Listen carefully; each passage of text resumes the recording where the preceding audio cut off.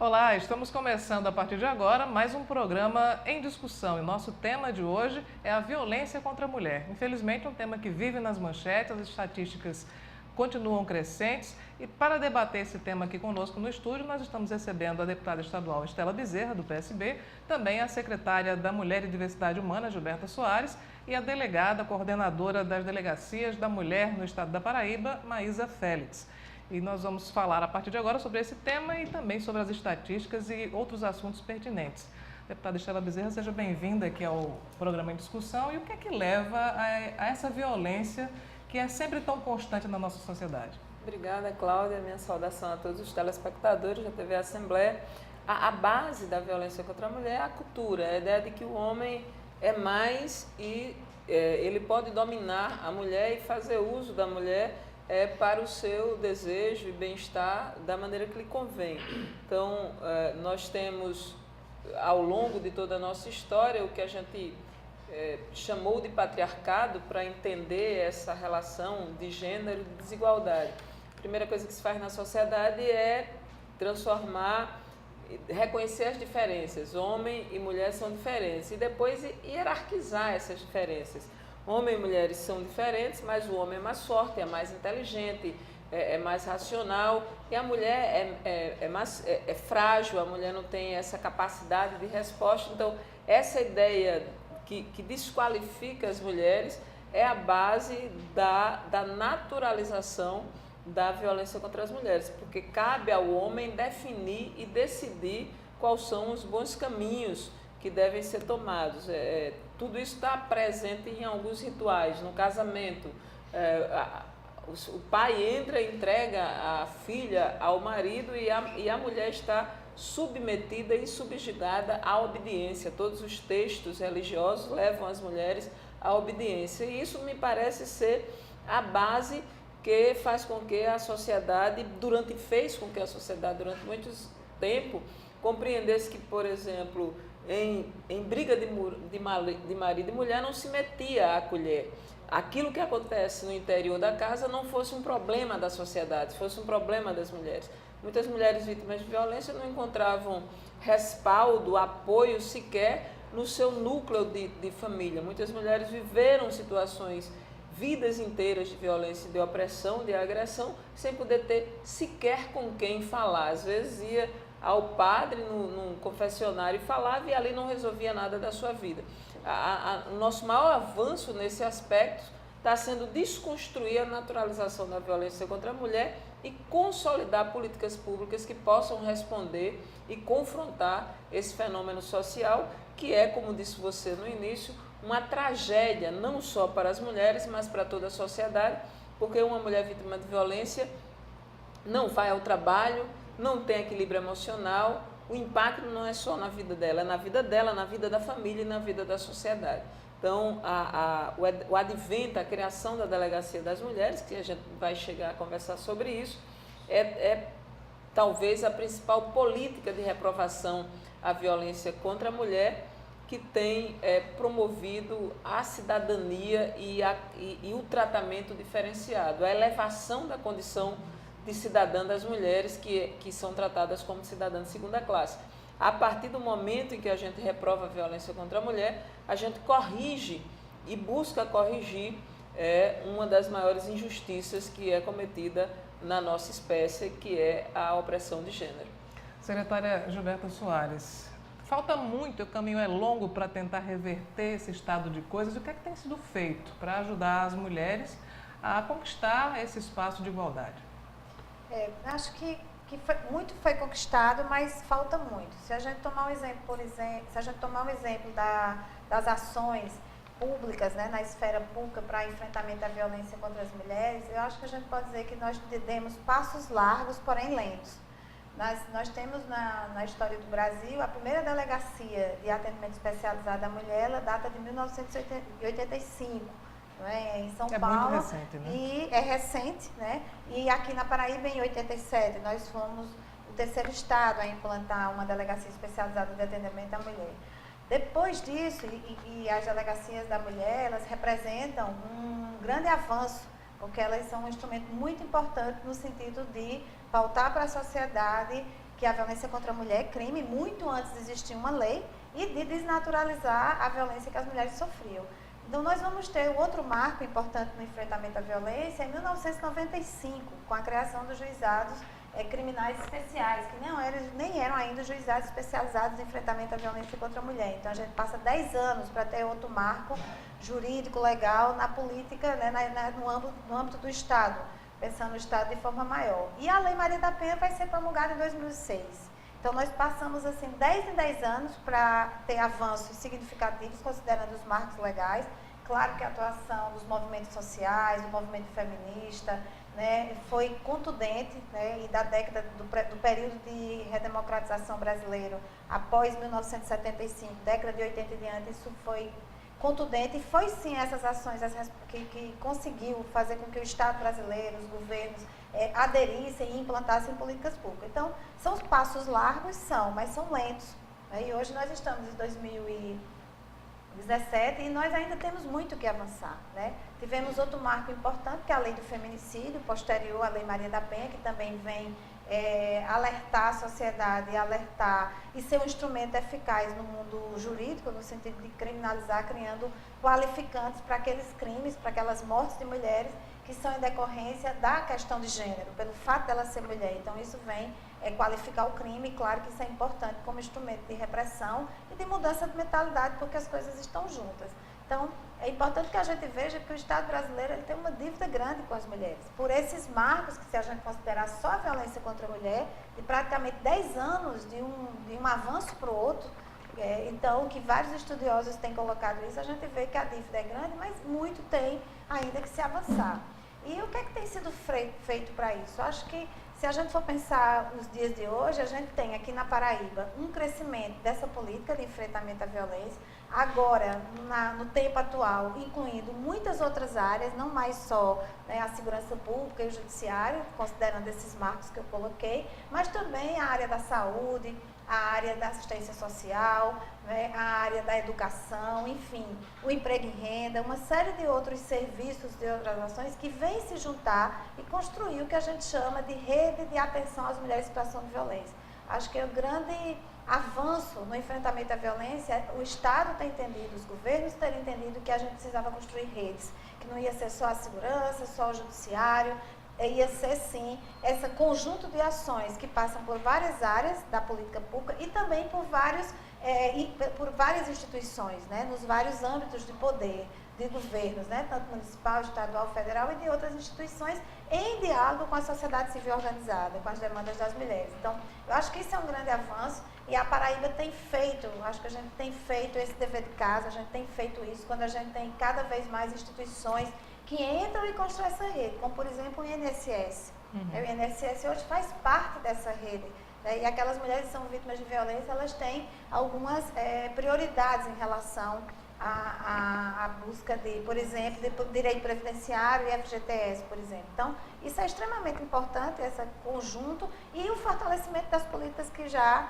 existiam, como, por exemplo, crescimento, aumento das delegacias da mulher no Estado, ampliando a cobertura, né, ações de fortalecimento da autonomia econômica das mulheres, como, por exemplo, linha de crédito através do Empreender Mulher, para apoiar as mulheres a sua autonomia econômica, e a organização do serviço de saúde, por exemplo, com a estruturação dos hospitais e maternidades para atender a violência sexual. Então, acho que são um dos exemplos que a gente pode dizer do que tem avançado ao longo dos anos. Doutora Maísa, a Delegacia da Mulher está completando 30 anos. Na sua avaliação, o que é que mudou nessas 3 décadas? A mentalidade profissional, com a qualificação. Nós tivemos um salto quantitativo na instituição Polícia Civil e qualitativo. Com o advento da Lei Maria da Penha, nós vamos ter aí um divisor de águas. Então, nós vamos ter a mulher vítima de violência, ao procurar o atendimento em uma delegacia da mulher ou na delegacia municipal, ela vai ter um atendimento qualificado. Ela vai ter todas as orientações do que ela pode ter por parte da polícia naquele momento em que ela precisa ser atendida, que ela precisa ter as orientações. Então, quando essa mulher adentra a uma delegacia, hoje, ela vai registrar a sua ocorrência, ela não vai ouvir do profissional que ela precisa apresentar 2 testemunhas. Essa mulher vai fazer a narrativa, o boletim da vítima será lavrado e de imediato nós vamos solicitar as medidas protetivas ao Poder Judiciário. Além disso, nós temos no programa Paraíba Unida pela Paz, não é? O subprograma Mulher Protegida, onde nós vamos ter 2 itens, a prevenção e o SOS Mulher. Então essa mulher, quando ela é ouvida, nós tomamos por declarações, fazemos um estudo da situação de violência que ela se encontra. Quando essa mulher está em risco iminente de morte, nós colocamos essa mulher no programa SOS. Este programa, ela recebe um telefone celular, onde tem 3 ícones, amarelo, vermelho amarelo, vermelho e verde. Quando essa mulher aciona o ícone amarelo ou vermelho, de imediato é acionado o CIOP, a Central de Atendimentos da Polícia Militar, que funciona na Secretaria de Segurança Pública, o CIOP. Então, de imediato, nós vamos ter a localização dessa mulher. Esse instrumento é uma ferramenta a mais que nós disponibilizamos para a mulher vítima de violência que não deseja, no momento, ir para a casa-abrigo. Essa mulher, na maioria das vezes, são mulheres que trabalham, mulheres autônomas, diaristas, né, comerciárias, que não desejam ir para a casa-abrigo, quer continuar com sua vida normal. Então, nós colocamos essa mulher no projeto, no SOS, fazemos a entrega do termo, um celular, ela fica na disponibilidade dela por 180 dias, podendo ser renovada.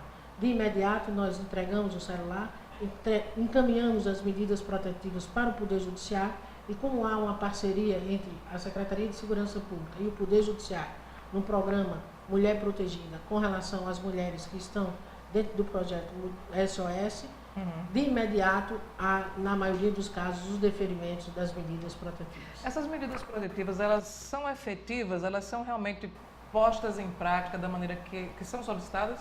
São. Quando elas são deferidas, o Poder Judiciário, aqui em João Pessoa, nós temos um tempo célere do deferimento, certo? Então, quando essas medidas são deferidas, na maioria das vezes o deferimento vem com o distanciamento do agressor, da vítima, e aí pode ser 100 metros, 200 metros, 500 metros, 1000 metros, com o afastamento do agressor de imediato do lar, e algumas vezes quando a agressão atinge também os filhos, a suspensão da visita do pai de poder naquele momento, tá certo?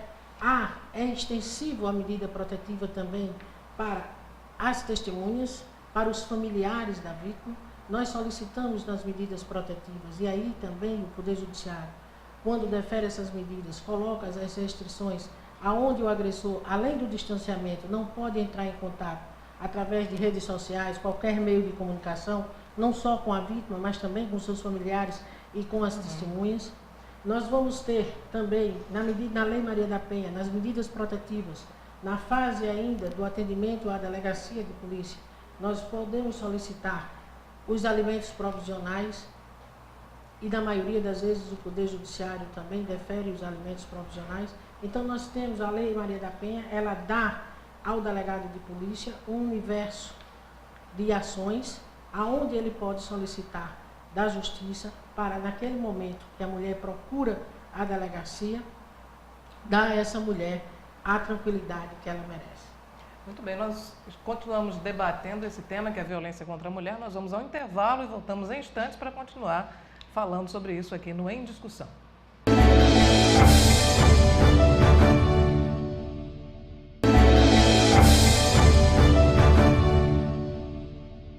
O Em Discussão está de volta. Hoje o nosso tema é a violência contra a mulher. Nesse bloco, além da deputada Estela Bezerra e da delegada Maísa Félix, nós temos também a presença da delegada Renata Matias, que é subcoordenadora da Primeira Regional de Polícia Civil do Estado da Paraíba. Eu vou começar com a deputada Estela Bezerra mais uma vez, para que a gente possa falar sobre a importância de ter uma mulher na política, na verdade, da inserção das mulheres na política, como forma também de ressaltar esse protagonismo feminino, deputada. Cláudia, a gente tem muitos lugares onde a desigualdade de gênero se revela. Talvez a política seja o maior deles, né? Você tem a violência como maior ameaça, porque ela atinge a integridade, a vida das mulheres, mas você tem a política como um lugar de negação da participação social. Então, se você observar, a presença das mulheres na política se reduz a 10% no parlamento, a 8% no executivo dos municípios. É uma subrepresentação. Nós representamos 51% da população, 54% do eleitorado, mas o processo de participação política aliena as mulheres de estar em lugar de protagonismo. A política é violenta também com as mulheres? A política é violenta com quem está nela. A política é lugar de poder, de disputa, de concorrência. E esse tom da política é masculino, porque ela é majoritariamente ocupada pelos homens que reproduz esses valores e essas formas de fazer disputa. Então, o que tem na política de violência, o que tem na política de competitividade é uma cultura masculina, porque quem está hegemonicamente na política são os homens. No caso da presença das mulheres, eu acho que o que mais muda é se você vem de uma concepção e de uma formação política progressista, no campo de transformar as relações sociais, no campo de promover a igualdade e a justiça social. Não é dada a qualquer mulher que esteja na política uma compreensão e uma luta e uma adesão imediata à emancipação das mulheres. Você vai encontrar muitas mulheres na política que reproduz o tradicional, o TFP, tradição, família e propriedade. E nessa concepção, algumas mulheres reproduzem, inclusive, a ideia de que há uma superioridade masculina e uma inferioridade feminina. A presença de algumas mulheres na política, seja ela de que lugar for, muda a cultura masculina, isso muda. Mas a presença de um campo progressista é que chama a atenção para temas que são temas como reforma da Previdência, temas que são temas sobre a violência contra a mulher, que reprova a homofobia. Esses temas são tidos do campo progressista. Por falar na questão da Previdência, está posta aí uma proposta de reforma pelo presidente Michel Temer. A senhora considera que para as mulheres do campo especialmente, é uma proposta violenta? É uma proposta extremamente danosa, né? O que se propõe para as mulheres é uma paridade de idade de tempo mínimo de idade para aposentadoria. Então, assim, o Brasil ficaria condicionado ao quadro dos piores países do planeta. Nós hoje temos 30 anos de recolhimento e 60 anos de idade mínima. Nós passaríamos a ter 49 anos e 65 anos. 49 anos de contribuição, 65 anos de idade. 65 anos de idade. Para as mulheres são 55 anos. O que está se propondo é que as mulheres, para poder ter idade mínima, ainda trabalhem mais de 10 anos, saia de 55 para 65. Nesse caso, desconsidera, dentre outras coisas, que as mulheres começam a trabalhar mais cedo, fazem um trabalho extremamente valioso na vida reprodutiva, no campo reprodutivo, porque eu convido o nosso telespectador a imaginar o que seria do mundo sem o trabalho das mulheres, o que seria do mundo das crianças sem educação, sem um cuidado, sem a alimentação, a casa sem o zelo, todas as coisas e trabalho doméstico que é exercido pelas mulheres, que na prática do cálculo da economia se chama a terceira jornada de trabalho. Por conta desse reconhecimento, é que em todos os países você tem uma diferença de idade promovendo o acesso à previdência às mulheres mais cedo, por considerar que existe um trabalho para a economia do mundo que as mulheres realizam e que não é contabilizado na hora de você pagar um salário. Então isso se compensa na previdência.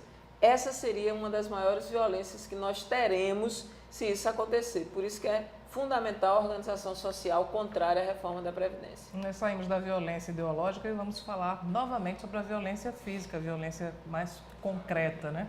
A delegada Renata Matias, eu gostaria que a senhora falasse sobre a questão da prevenção, que eu acho que também é uma preocupação muito forte da polícia, não apenas a questão da repressão, mas principalmente também de prevenir o acontecimento desses episódios de violência. Bem, Cláudia, nós temos um programa de segurança aqui no estado, Paraíba Unida pela Paz, e dentro desse programa nós temos 3 eixos. O Mulher Protegida, que ele indica visitas solidárias entre a Polícia Civil e a Polícia Militar às casas das mulheres que têm medidas protetivas, para a gente fazer também a questão do monitoramento e a fiscalização do cumprimento da medida protetiva. Temos o programa SOS Mulher, que são para aqueles casos que as mulheres estão já com medida protetiva, com risco iminente de morte, outra forma de monitorar e fiscalizar esse cumprimento e dar uma maior segurança à mulher. E essa questão da prevenção. A questão da prevenção, aqui a coordenação tem feito um trabalho há mais de um ano, que a gente está em parceria com alguns sindicatos, entre eles o Sintricom. Então a gente participa quase que semanalmente em palestras na construção civil, por volta das 6, 6h30 da manhã, com plateias quase que exclusivamente masculinas. E a gente tem percebido que essas palestras são de suma importância porque aquela violência que a gente sempre fala, que era tida como normal, que sempre acontecia, que era briga de marido e mulher, aquilo existe e os próprios colegas já conseguem identificar e mostram, fulano fez isso, fulano fez aquilo. E em uma determinada palestra, um dos operários, ele olhou para mim e disse: a senhora está falando tanto disso, não tem outro tema não para falar? Aí eu parei, olhei assim, o senhor tem irmã, tem filha? Ele disse: tenho. O senhor gostaria que sua irmã ou sua filha passasse por essa situação? Ele olhou e disse: não, eu não tinha olhado por essa vista.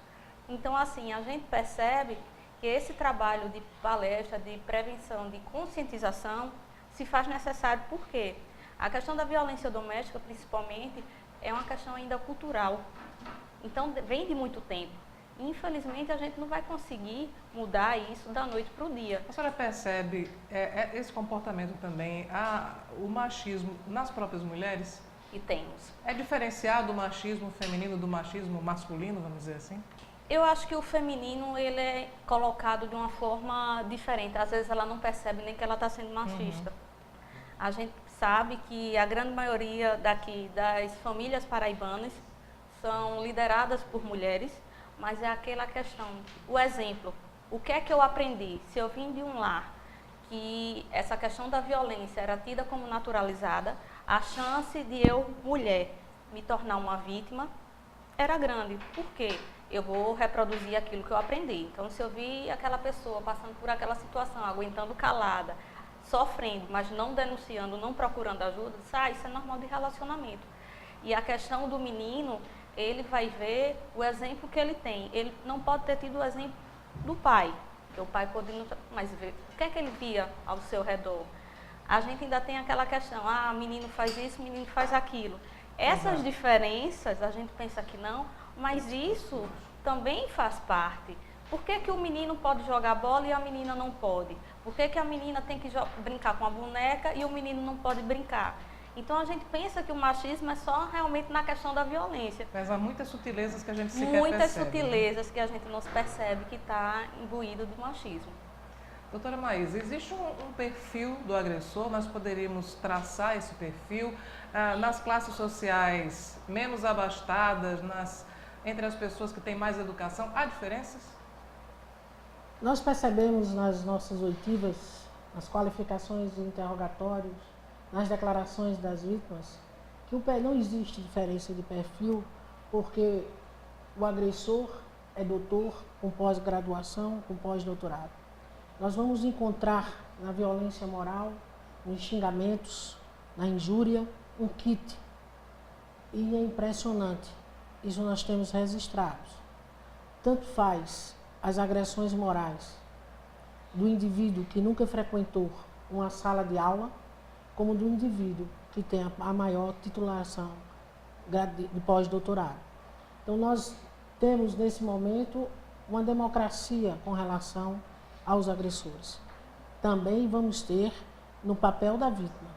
Nós vamos encontrar mulheres vítimas de violência em todos os naipes da sociedade.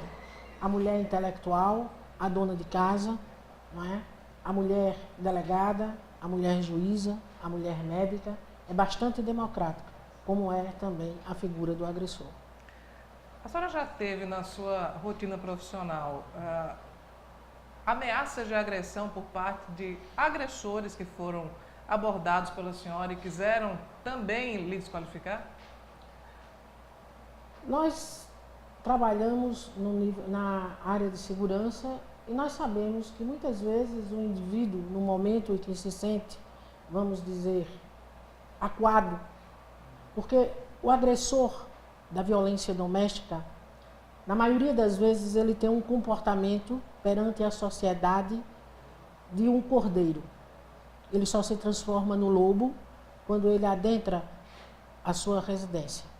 Então, esse indivíduo, quando ele tem conhecimento de que há um procedimento, ele, ao chegar à delegacia, na maioria das vezes, são casos raros de um indivíduo que, quando vai ser ouvido, perde o controle emocional. Normalmente ele volta a ser o cordeiro. Geralmente, quando eles vão à delegacia, alguns choram, se pergunta primeiro, eu não sei por que eu estou aqui, eu sou um provedor, meus filhos estudam nos melhores colégios. Porque o que aconteceu, doutor? Eu peço à senhora que me explique. Porque eu sou um cidadão de bem, um homem casado há mais de 20 anos, cumpridor das minhas obrigações, faço minha feira, nada falta à minha mulher. Aí eu respondo, falta à sua mulher o principal, que é o respeito. Ela tem o direito à dignidade. E esse direito foi cerceado pelo senhor quando o senhor teve esse comportamento. Então, nós vamos perceber que quando o agressor vai à delegacia, ele geralmente, na maioria das vezes, eles não vão com um ar de superioridade, nem com um ar para fazer uma atitude de desrespeito à autoridade policial, ao delegado de polícia ou à delegada de polícia. São casos raríssimos. Até hoje, na minha profissão, nós conseguimos trabalhar muito bem essa questão, porque nós fazemos um atendimento técnico, uma oitiva técnica, uma qualificação, um interrogatório técnico com o acusado. Doutora Renata, o que é que representa para a senhora esses 30 anos de existência da Delegacia da Mulher? Uma vitória muito grande. Você imagine, 30 anos atrás, uma mulher que passava por situação de violência, ela procurava quem? Né? A gente sabe que ainda tem deficiência, a gente é ciente disso, mas a gente percebe que o número de denúncias tem aumentado também porque as mulheres estão mais confiantes no trabalho da polícia. Então, elas sabem onde buscar ajuda e que a ajuda vai ser realmente dada. Então, isso para a gente que trabalha nesse enfrentamento é um importante reconhecimento, porque a gente sabe que o nosso trabalho pode fazer a diferença na vida de uma mulher. Doutora Maísa, para a gente concluir essa nossa conversa e o debate aqui, o que é que se almeja com a delegacia daqui para frente? Avançarmos. Hoje a Paraíba, no seu projeto, no seu programa de Paraíba Unida pela Paz, nós temos 3 áreas onde do sistema de segurança. Nós estamos com 3 áreas, 3 superintendências da região, o estado é dividido em 3 regionais e 21 seccionais. Então nós iniciamos, o governo do estado, em 4 anos, né, conseguiu trazer para a realidade nossa 4 delegacias, 2 núcleos e uma coordenação criada em lei. Isso há 10 anos era imaginável. Precisa ter muito compromisso com a política, com a vontade de acertar e com a política de valorização da mulher. Então, o meu sonho, o sonho de todas nós que trabalhamos na segurança pública, é que um dia, as 21 regiões, as 21 seccionais, em cada uma dessas seccionais, nós tenhamos a instalação de uma DEAN, para dar um atendimento humanizado à mulher vítima de violência. Okay. Queria agradecer muito a sua presença, doutora Maísa, também a doutora Renata, a deputada Estela, por esse debate que a gente pode fazer aqui no Em Discussão. A gente agradece. Bom, a discussão de hoje vai ficando por aqui. Nós voltamos na próxima semana com mais um tema aqui na TV Assembleia. Até lá!